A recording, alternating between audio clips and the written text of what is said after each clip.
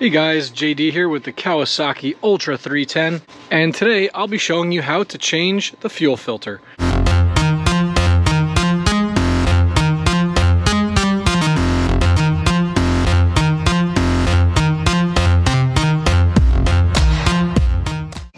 Alright, so changing the fuel filter on your Kawasaki Ultra 310 second generation ski is a little bit more complicated than in previous years.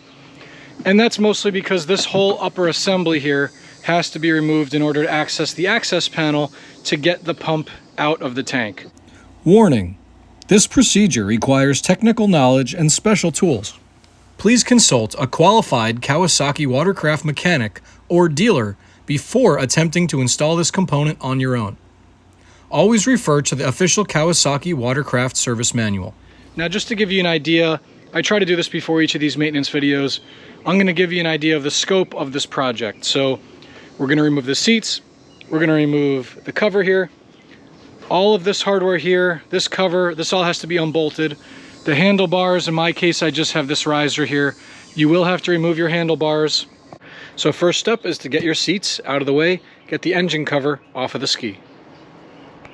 So you could see by looking down in there that pretty much this is all in the way of the fuel sender, which is right behind this here. So they do want you to remove this bracket that holds the tip over sensor and the coils in place. They do also want you to remove the top of the air box and these two hoses here. I'm going to try to get this out with removing as little as possible, so you'll see that as we go through the video here. So once you have your seats and your engine cover out of the way, the next step is going to be, we got to get this access panel out of the way, and we got to have access to the access port there. So we're going to start pulling off all these push rivets. There's two bolts underneath this cover that need to come off, the glove box. We don't need to pull the glove box out, but we need to loosen that hardware in the bottom of it. Remember, be careful with these. They are anchored into plastic, and they do tend, the little brass ferrule does tend to come loose. So if I have one of those happen, I'll show you how to deal with that and fix it. So remember, there's one in each cup holder. You have one right here. There's hardware right there. The bottom of the glove box. So I've showed this before. To remove the glove box, you just pull towards the stern of the ski, pop that out like that. There's a styrofoam liner in there. You're going to push down on one side of it to get it to pop up a little bit. There's that styrofoam liner.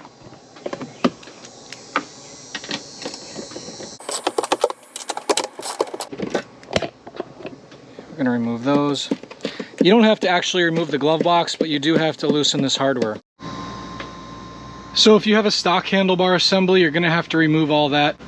In my case, I have an aftermarket handlebar assembly. So for this, we're just going to set it off to the side just like that. And then that's going to allow us to lift all this up. You can see this all comes up.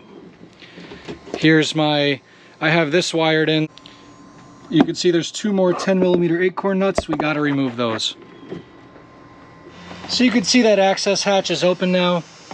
And basically, now that I've loosened everything, you could lift up on it like that and get this out. As you can see, we've got a lot more to go.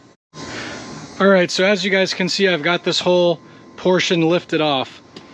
Now, a couple things I want to show you is these seals, you're going to have to pull them off. They're going to have to be, you can see there's that silicone there. We're going to have to fix that. If you have a stereo system like this, any of the wire harness, if you have the stock stereo system, these are going to go to your switch. We need to remove this connector here. That goes to the display. Oh, look at that, the rubber gasket popped off. This goes to the display, remove that. Any wires that are connecting the harness to this top assembly need to go. And we're going to set this off to the side. So keep in mind, this whole upper assembly is going to come off of the ski. Now, aftermarket speakers, they could stay installed, but they do have to come off with this. So you have to make sure if you have aftermarket speakers, you're going to disconnect the wire harness. Also, you're going to disconnect the harness for your jog dial. Disconnect that like that. It's got a little push rivet holding it in place. You're going to disconnect it like that. We're going to disconnect this lead that goes to our amplifier. Now, if you look in here, you can see it's a little bit dirty. We're going to clean all this up while we have it apart. We're just going to leave all this harness right here. You can see I've got my aftermarket stereo, so all that harness has been disconnected. So now what we need to do is we need to disconnect these two control pods from the handlebar assembly, and we're gonna leave those in there, the risers right there. And then this whole top piece is gonna come off of the ski. We're gonna set it on the ground right there. This is quite a bit of work to do. But as you see, it can be done. It's not too difficult. Ensure that you do remove all the hardware. You can see there's a stud right up there in the front compartment. Make sure you loosen all those. Now, I did have a few that stripped out like this. There's the ferrule. It came out of the plastic. This is a common thing that happens sometimes when you take this apart. So I'm going to show you how we're going to get this ferrule off of the hardware here. We're going to put some epoxy on it, and we're going to tap it back in. I've probably done that with like 4 of these over the times I've taken this apart. Once you epoxy them back in, they don't come out again, but it is kind of annoying that they do that. They come out of the plastic. All right, so we're going to get these pods off. Obviously, I have some aftermarket hardware here, so it's going to look a little different than yours. So here's the right side control pod. We're going to remove that. And these don't have to be removed from the ski. You just have to disconnect them from the handlebar, and we're going to set them right in there. All right, so now we're going to do the control pod on the other side of the handlebars. So you're going to remove the handlebar assembly from the ski. As I said, I have an aftermarket one. Yours is going to look different if you have the stock one. The stock one has some more padding on it and fairings that you'll have to remove. Then your control pods, just go ahead and set them down in there. And now our whole deck here is going to be able to come off. So I'm going to try to do this with one hand while I'm filming it to give you guys a perspective.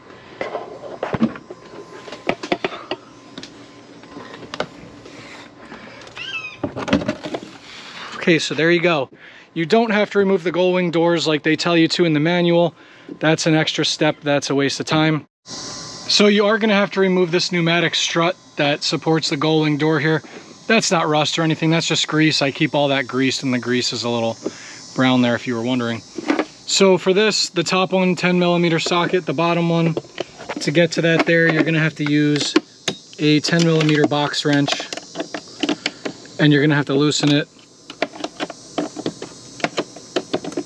And so we're just removing the bracket here on the other side for the strut for the gull wing door. So whether you have an aftermarket or the stock steering riser, you're going to want to remove that as well. Okay, so this is a styrofoam insert that's right here that I just moved out of the way. So now this whole assembly can be lifted. Make sure your wire harness is not in the way, obviously. So I got to use 2 hands to do it, but I'm just going to show you how everything just comes up like that. You can see this whole thing lifts up. Okay, so you don't have to remove this from the ski, but you just need to set it in the side footwell like that, out of the way so that this panel here is clear.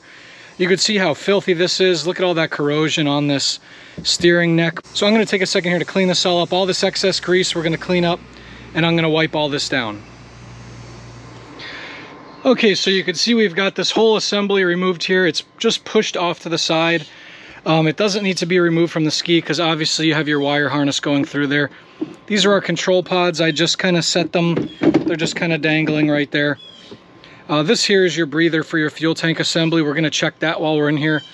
We're going to lube this whole steering pivot assembly. This comes off and the mechanism underneath needs to be lubed up. So that's going to be a separate video.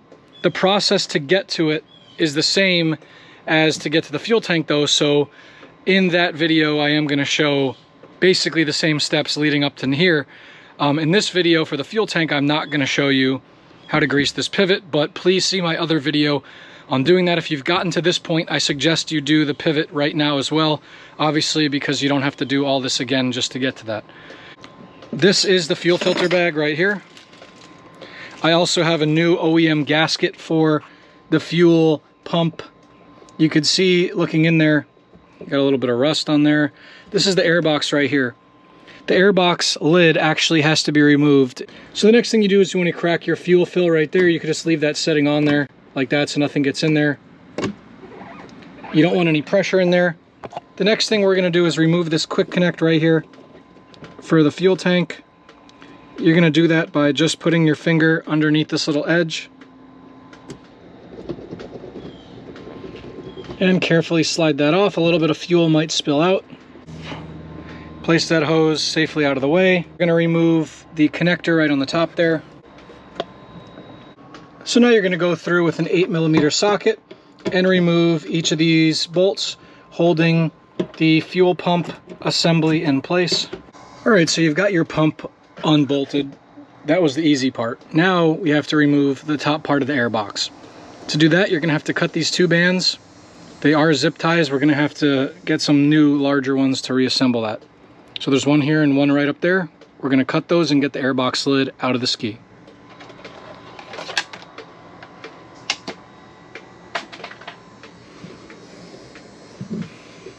And the second one's right there. You are going to have to remove this bracket on top of the airbox as well. Alright, so we've got the airbox cover removed. The next step is to remove these two bands holding the fuel tank in place. And that's because we actually have to tilt the fuel tank on an angle in order to get that pump out. So I'm going to go through, relieve these two bands, and then I'll show you how to tilt the tank. But basically, you have to drain most of the tank in order to tilt it like this. It's too heavy to do otherwise. And again, you will not be able to get the sender out properly unless the fuel tank is drained and you lift up the front like this.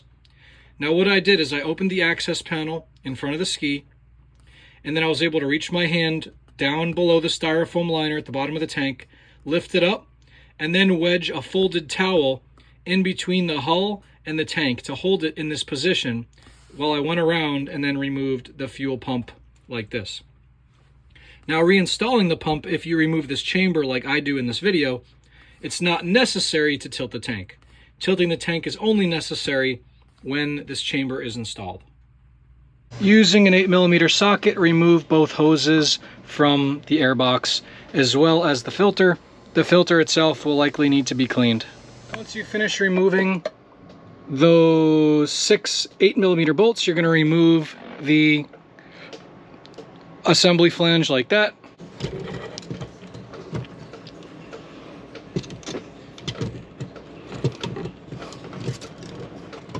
That you don't want to break.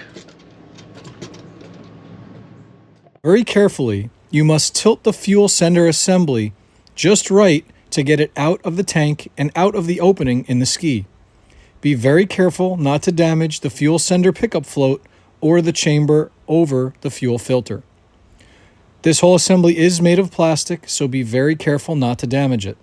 It will only come out in this direction and angled as shown in the video, with the barb facing the right or starboard side of the ski.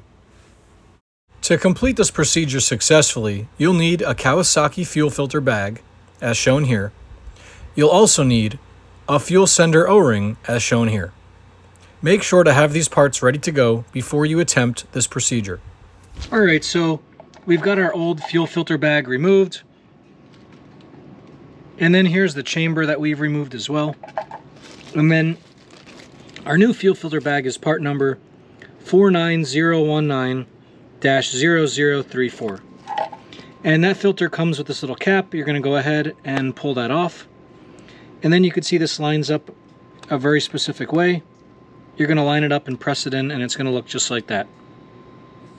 So I wanted to give you guys a little look at the components here inside the fuel pump assembly. And then here's a closer look at the actual fuel pump. You can see that it's a Mitsubishi pump, model UC T35, and that goes in this casing right here.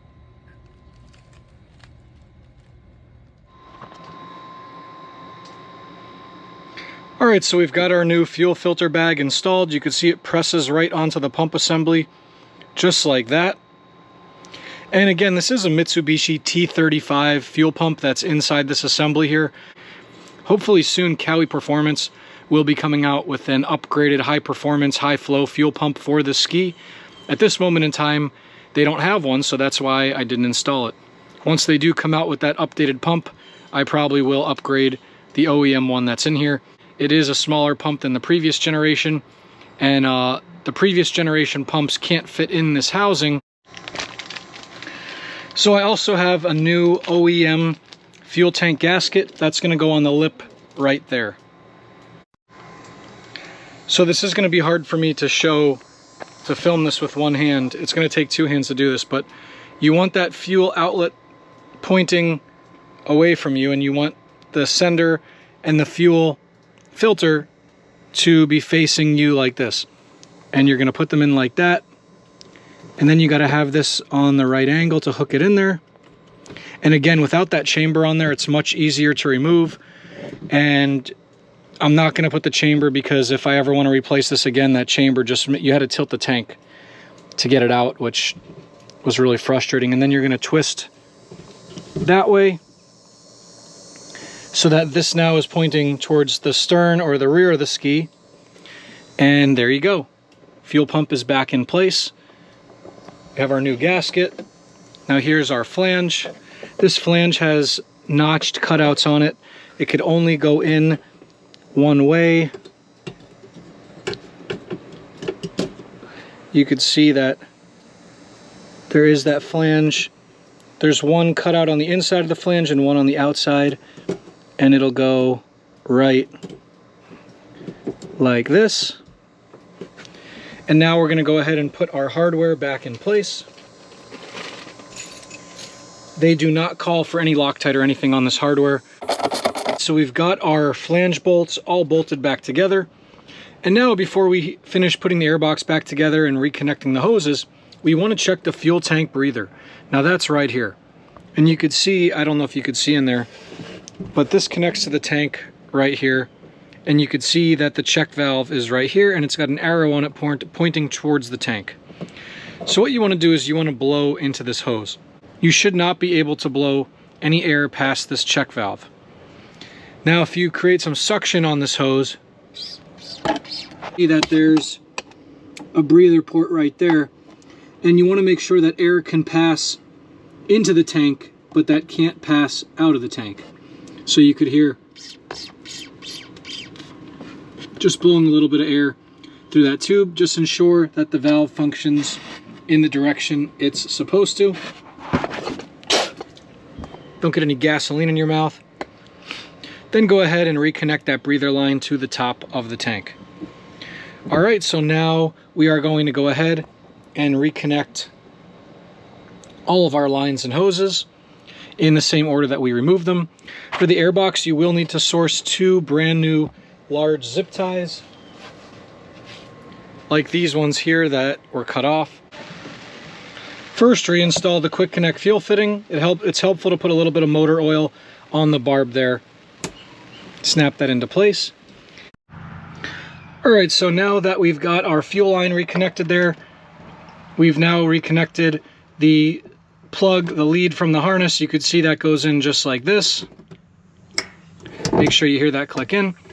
The next step is going to be to get our airbox back together, and in order to do that, you're going to need two 24-inch zip ties, and you're going to need to put this boot right here back in place. That goes in just like that. And then we have our filter screen. Now I have the filter screen actually soaking in a little tub of gasoline. I'm just cleaning it up a little bit, and then we're going to put that back in as well. So there's our mesh filter screen back in place. Some guys call that the bird screen, and you could only use your imagination as to why. So no, removing that is not going to give you any performance gains. It's not a flame arrestor like they have on the Yamahas. That is just a very coarse stainless mesh screen designed to keep large debris from getting sucked into the supercharger. Make sure you clean it thoroughly and put it back in place. So now we're going to get the top of the airbox back on. So funny enough, I was able to get the airbox cover off without removing this position sensor and coil bracket. But guess what? Can't get it back on because the filter has a channel it has to go into. So you're going to have to remove these two 10mm bolts right here and move this bracket out of the way. All right, so you're going to be reassembling everything the same way that you took it apart. Just make sure that you put this bracket back in place with these two 10mm bolts. The airbox goes back in place. That has two 24-inch zip ties that go around it. You have this bracket right here and then you have that bracket that attaches to the airbox. You can see that I've coated all the hardware in corrosion block grease as I reassemble it. I'm also going to do the same here to the hardware on top of the fuel pump assembly.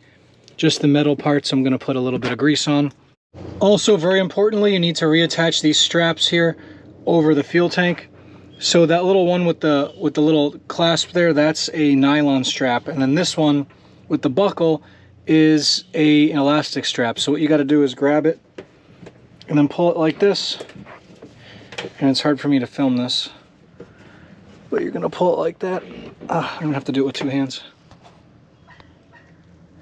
You can see I've got those bands on top of the tank reconnected. Make sure that you do those. They're a little easier to do before you get this airbox lid back in place. They are a little difficult. You just have to pull them really hard with your hand until you latch them over. They are a little difficult to do. Alright, so now that we've finished with everything here, it's time to bolt everything back together. You can see I've reattached the brackets, I've reattached the airbox, all the hoses, everything. These are all reconnected. All the hardware has been thoroughly greased. And now we're going to go ahead and get this lower part of the top deck assembly back in place. And you can see all these studs sticking out. So what I'm going to do before I put that back in is, you guessed it, a little bit of grease on each of those. That's going to help slide on and also keep those from rusting underneath where they're sandwiched in. So we've got our handlebar assemblies. Those are going to go through there. And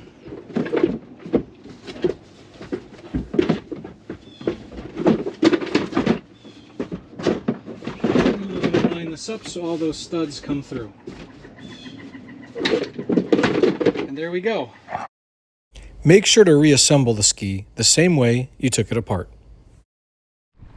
If you enjoyed this video, please consider hitting that like button and subscribing for more exclusive jet ski content, only on JD's Water World.